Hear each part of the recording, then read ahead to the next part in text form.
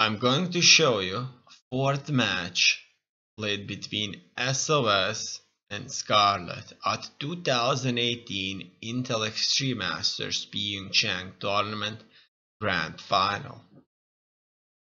s0s is on the left, Scarlett is on the right.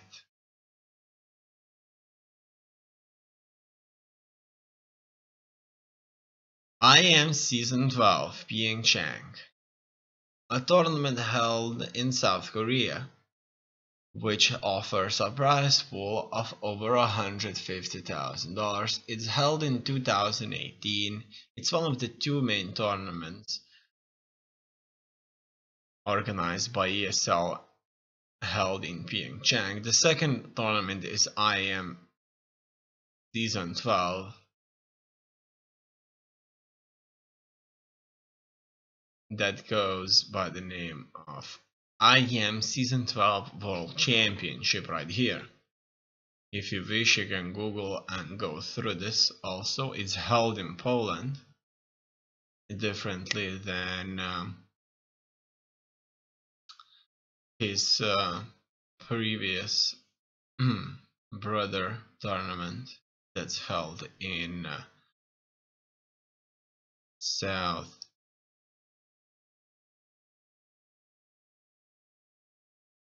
Korea.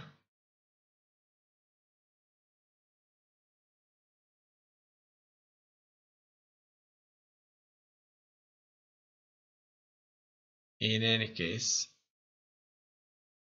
see that matches have been played here also.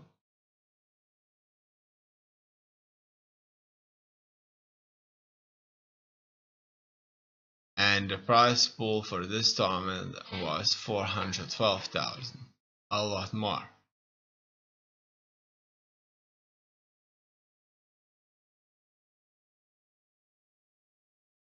There are 7 maps for PyeongChang tournament. Here you can take a look at prize pool distribution, participants, a list, and the race that they represent. Also, here's the results. Scarlett versus s0s.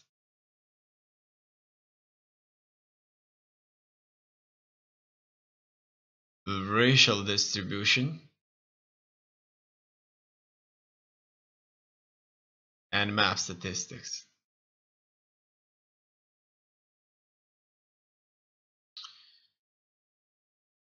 You can watch some of these games on AndYouLeftTHeGAme YouTube channel.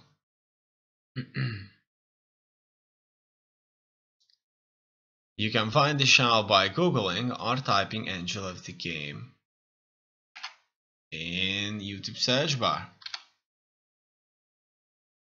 If you ended up with AndYouLeftTHeGAme channel without blank spaces, click on it and it will take you straight to the channel. On the other hand, if you ended up with a search result that does have blank space in AndYouLeftTHeGAme sentence, so you ended up with 5 separate words, then you have to click on the channel and look on featured channel section to the right, click on it, and you'll be in the main channel right where you have to be. Furthermore, the players. The first player I want to show you is Kim Yo-jin. He goes by the nickname of s0s as we know him. s0s had many other nicknames and an alternative ID. He made over $500,000 so far. It could be that in the future he's going to make a lot more. You can at any point rewind and stop the video, check through all this information right here, season by season, and here you'll learn more about the matches he played and the events that he has been through.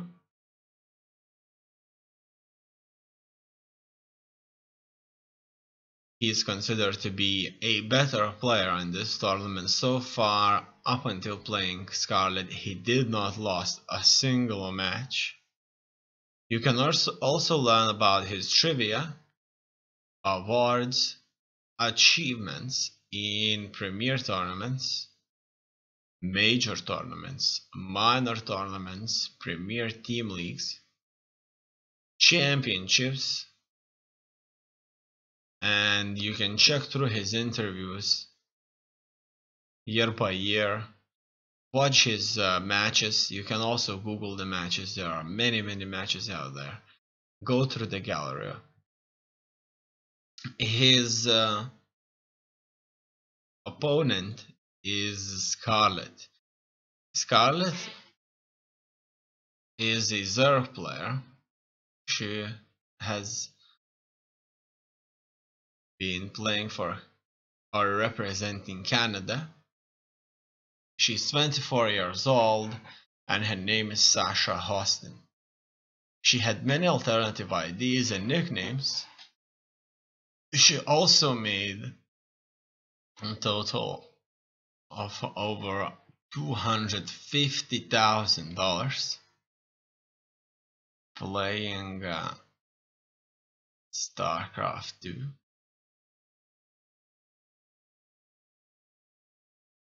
Here you can go through her past achievements and learn what happened in those tournaments, in those matches.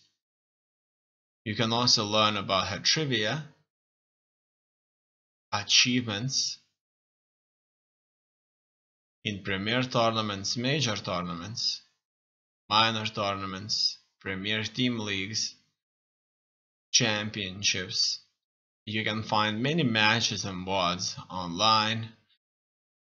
There are many interviews. Also here you can find quite a few that you can go through and read through, articles, and the gallery where you can familiarize with the player, how he looks like. Now let's go to the match itself. s0s versus Scarlett. Current score is 3-0. Scarlett is in the lead.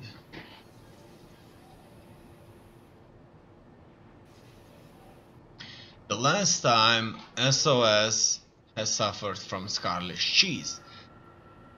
So eventually Scarlett has gathered more than 30 links and overpowered her opponent. Bit by bit, more and more reinforcements were coming, and s0s just simply wasn't ready. And even that probe that he sent to scout did not actually scouted. And so actually s0s will not always, or a StarCraft 2 player will not always be able to determine the upcoming attack plan of his opponent.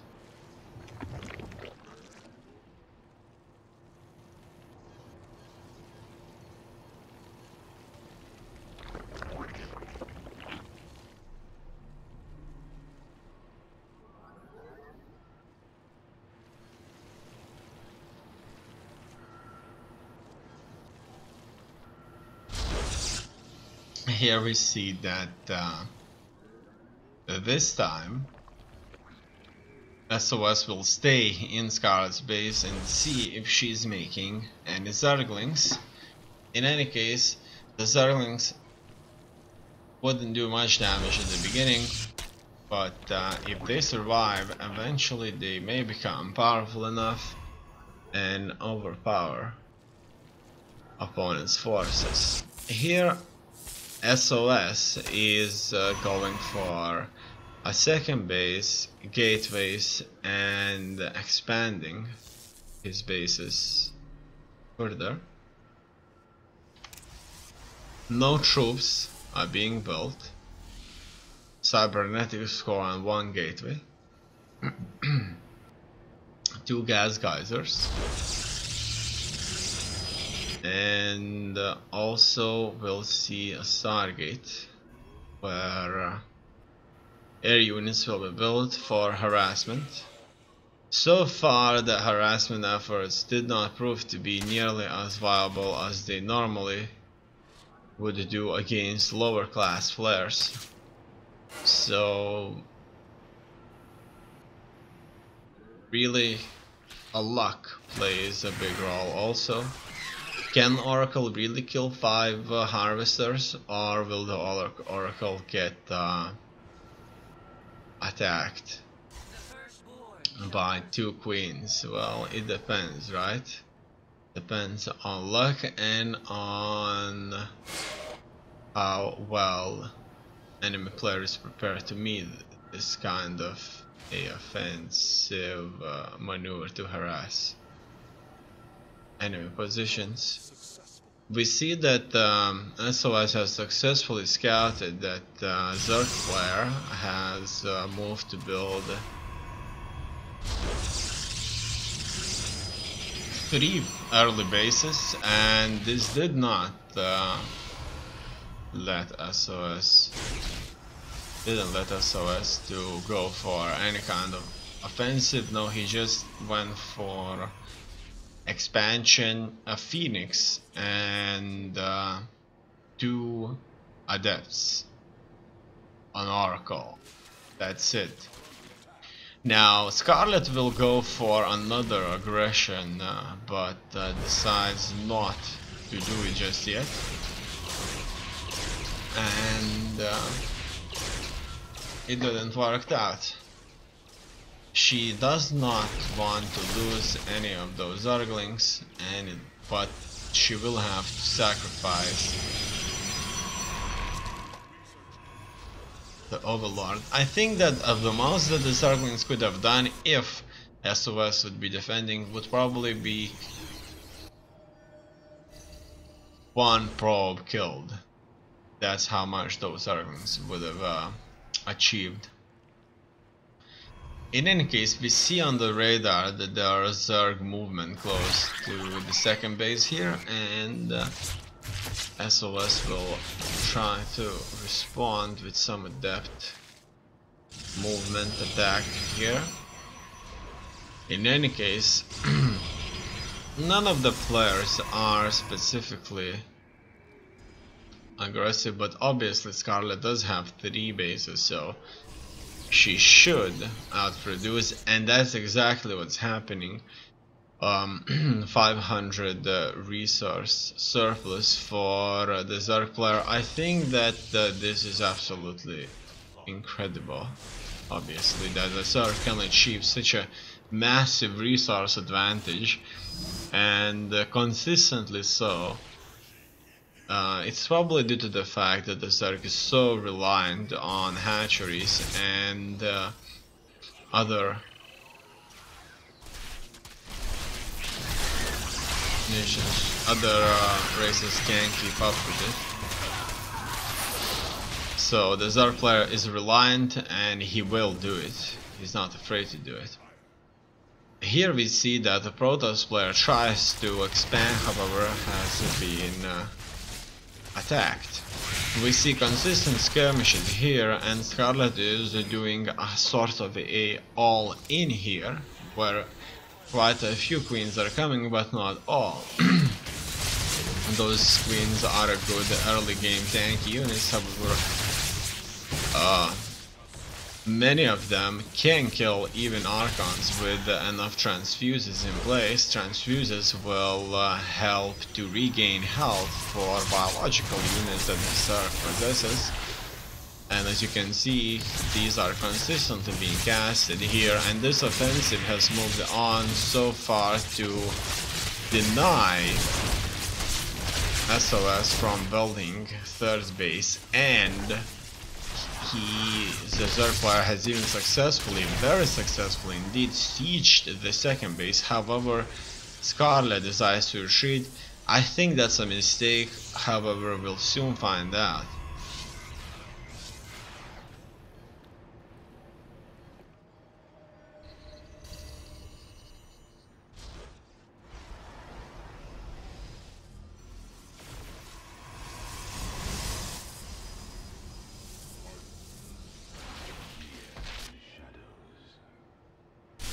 Now we are noticing a bailing drop. However, this bailing drop has not been as successful. On the other hand, Protoss player will warp in quite a few s0s and drop an Archon. In any case, Zerg has been well prepared defending the third base with many units, many Zerglings, and we finally have noticed a lot more movement here.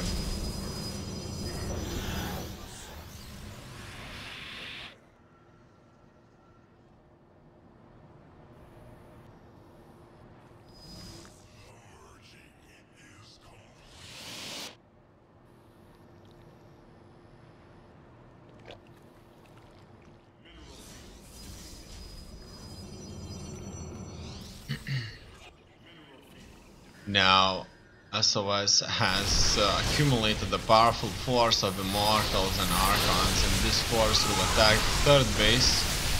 A very beautiful battle. Those force fields are denying Zerg distance so that they could effectively attack, and this gives the Protoss player a really serious chance. Look at that.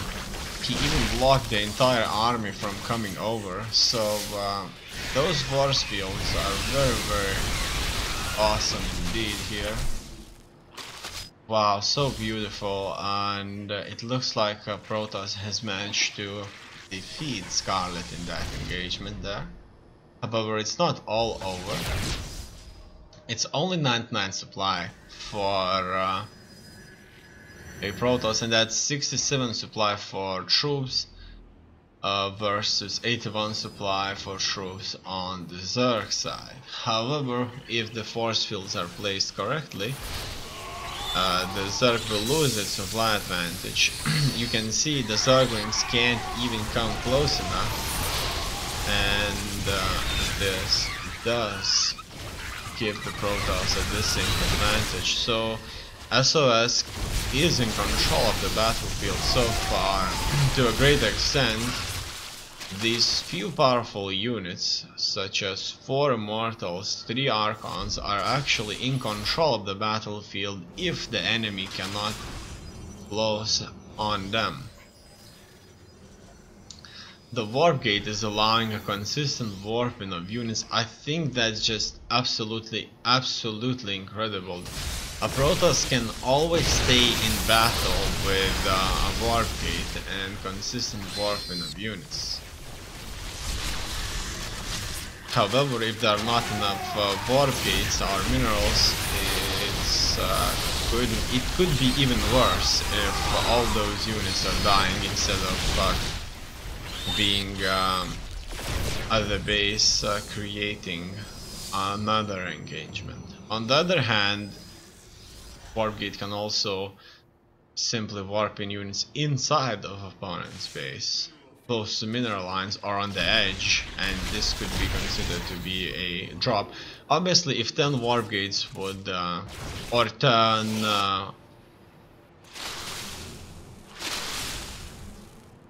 what if, for example, 10 Immortals would be warped into opponent's base? You can imagine 10 robotic facilities always is quite a bit. However,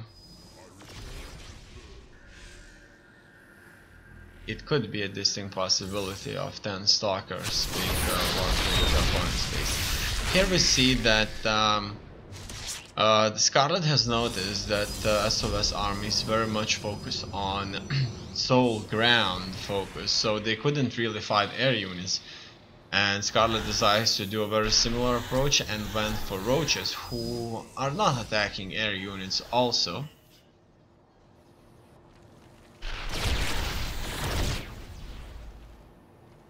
And we'll soon going to see the showdown right here. Force fields are being hit, and they weren't there for long. However,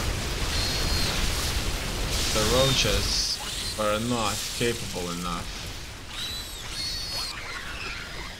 to defeat this. However, it's really close. I think that this battle does not mean much at all. Obviously those immortals would be a big problem to go through. However, Scarlett has more bases than s0s, and if this continues, Scarlett should just simply have a lot more soldiers in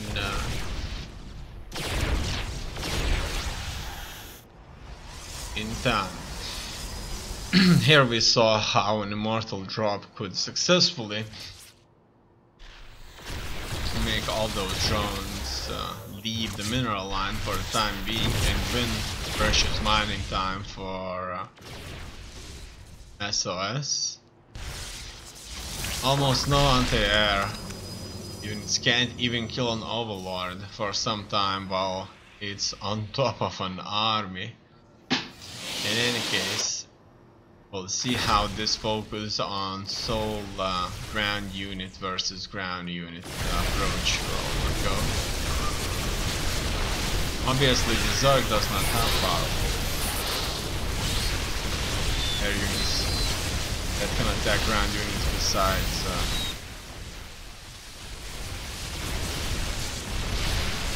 a few that are expensive, that have to morph from corruptors, for example. In any case, this immortal strategy applied by s0s has proved to be